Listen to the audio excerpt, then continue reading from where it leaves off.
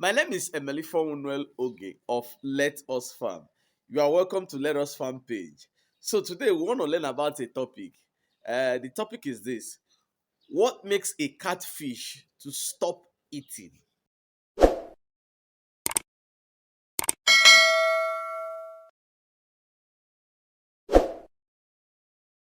That is a situation that you are feeding your fishes and all of a sudden they just stop eating. So what could be the cause? What could have made these fishes to stop eating? Many people are having these issues in their pond and they don't know what to do. That all of a sudden they just come to your pond, your catfishes stop responding. So what could be the real culprit of this? And that's what we're going to learn this time around. Before we go further, please may I remind you that this is Let Us Farm page, and all we do here is we provide practical solutions to solving our agri problems. So if you're having any problem in your farm, simply do a 2 to 3 minute video and send that to me. When I look at these videos, I will tell you what to do to come out of the situation. And these services are free. There's no charges for that. Should anybody invite you to any WhatsApp group, please, we are not forming any WhatsApp group. We are not on Telegram or anything. All we do, if we have any issues, I bring it here and I show it to you. So we shall be discussing this topic and learn more about this. I will be right back.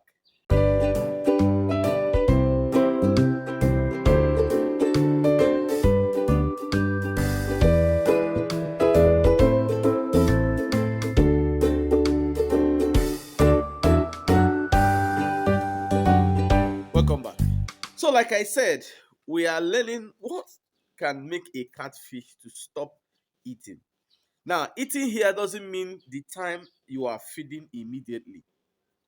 Eating here means that probably you fed this morning, you come in the afternoon, they did not eat, you come tomorrow morning, they did not eat, and you are wondering what is the real cause of this. Why did they all of a sudden stop responding to your feeding?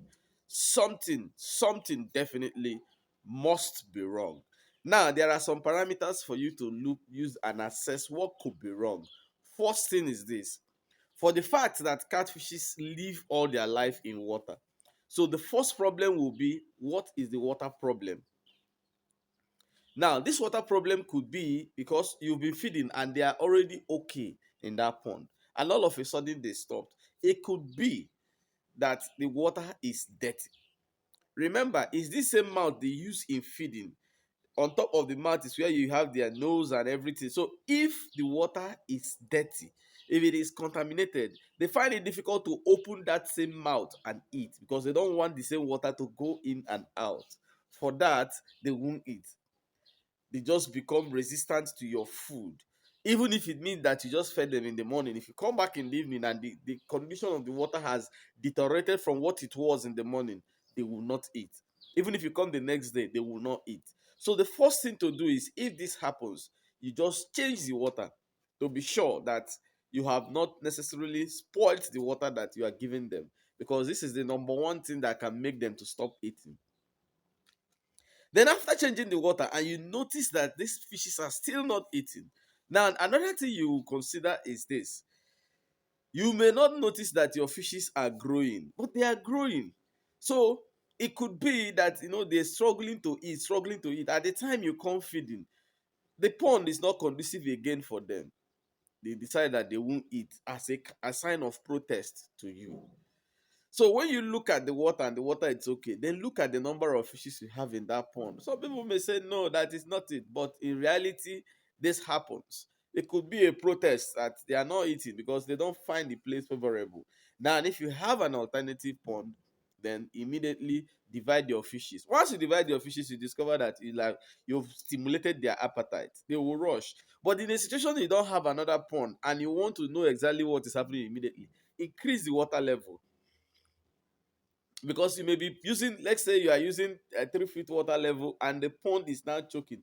Just try and come up a little bit to 3.5 feet water level or 4 feet and see if that improves, because it could be and may not, but sometimes it happens. Then sometimes again, some people are used to having low range water in their fish pond. That could actually make your fishes not eat. So if your water range in the pond is low, they may be managing it. It gets to a time they don't want to manage again. They want you to step it up. So when you have done number one, you've done number two, you have to raise the water level. When you raise the water level, you discover they become fresher, they become happier, and they want to eat. Then again, it could be that you switched feed. Like I always say, each feed has a peculiar aroma coming out from it. It has a flavor because the ingredients used in manufacturing these feeds are sourced from different sources. So some could be more flavorful and some could have more aroma. Even you that is feeding, sometimes when you open some feed bags, the aroma that comes out, you just say to your mind, yeah, this feed is very, very good. And some don't have that type of aroma. Now, what happens is that because you are using that one that is very highly flavored, when you switch to the one that is not highly flavored like the other one, you may find some resistance in your fishes.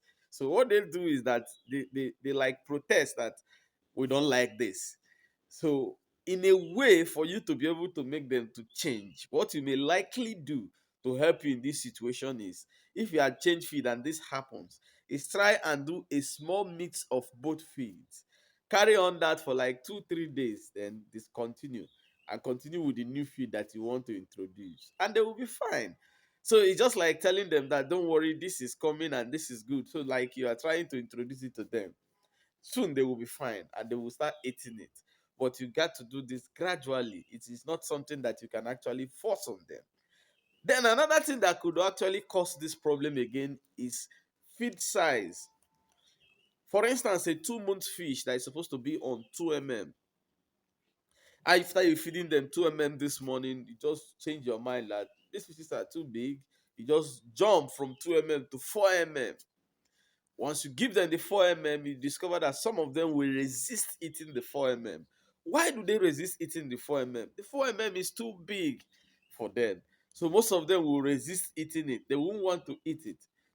You keep forcing them to eat it. Some will definitely want to, the bigger ones will eat, but most of the younger ones will not eat.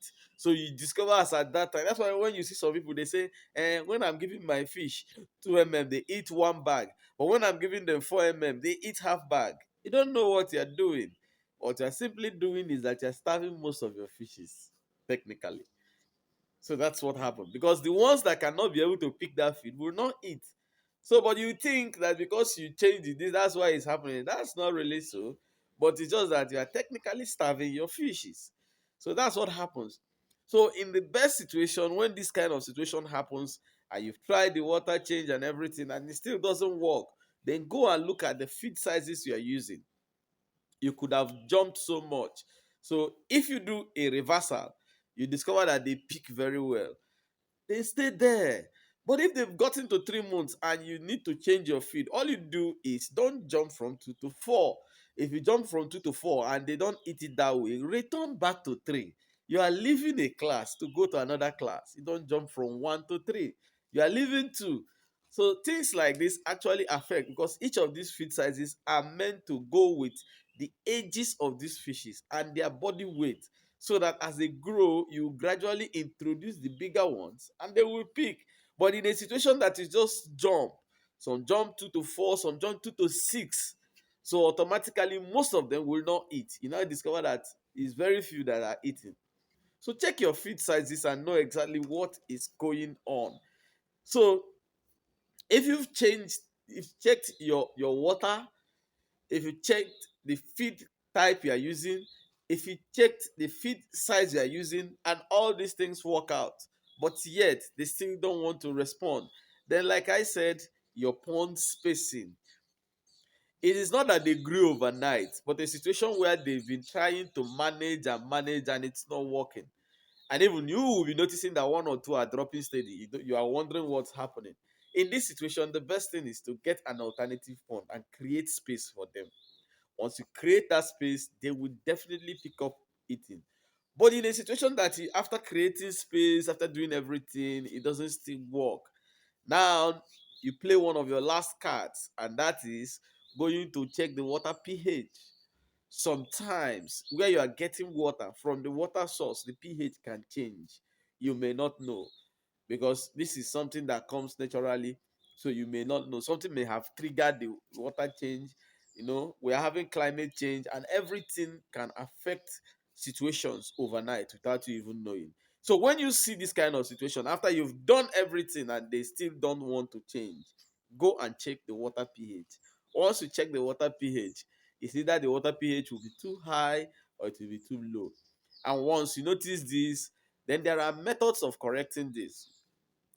So we'll discuss that another time. So these are things that can make your fishes to stop feeding all of a sudden. So sometimes when these things happen, you hear people complaining of village people. Leave your village people alone in the village. So if there is anything I have said here that you don't still understand, kindly use the comment section. And like I said, if you are still having issues and you don't know what to do, simply do a 2 to 3 minute video and send to me. When I look at it, I will be able to correct you. So until I come your way next time, my name is Emily Noel Oge of Let Us Farm. Keep farming. It's a way of life. Hey, y'all, come look at this.